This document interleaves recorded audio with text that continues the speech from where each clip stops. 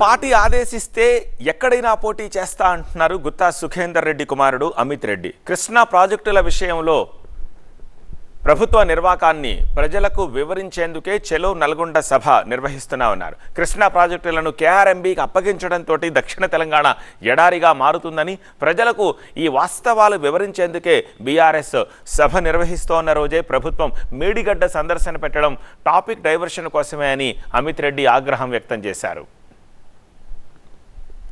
నాకు ఫలానా చోట ఇదే సెగ్మెంట్లో నేను పోటీ చేస్తానని చెప్పేసి నేను ఇప్పటివరకు పార్టీకి కూడా నా ఆలోచన అయితే నేనైతే స్పెసిఫిక్గా చెప్పలేదు. కాకపోతే నా ఆశయం గురించి ఒక అవకాశం కల్పించవలసిందిగా అయితే నేను కోరాను. కానీ పార్టీ వాళ్ళకి తగ్గట్టుగా వాళ్ళు ఒకవేళ ఎక్కడ నిర్ణయించినా సరే, అది భువనగిరి స్థానమైనా లేకపోతే నల్గొండ స్థానమైనా ఎక్కడి నుంచి నాకు అవకాశం కల్పించినా నేను నా 100% కమిట్మెంట్ తోటి నేను పనిచేస్తానని చెప్పేసి మటుకు వాళ్ళకి తెలియజేయడం జరిగింది. ఈ ప్రాజెక్ట్కి సంబంధించిన ఏవైతే వాస్తవాలు ఉన్నాయో వాటన్నిటిని కూడా ప్రజల ముందర కూడా పెట్టడం జరిగింది.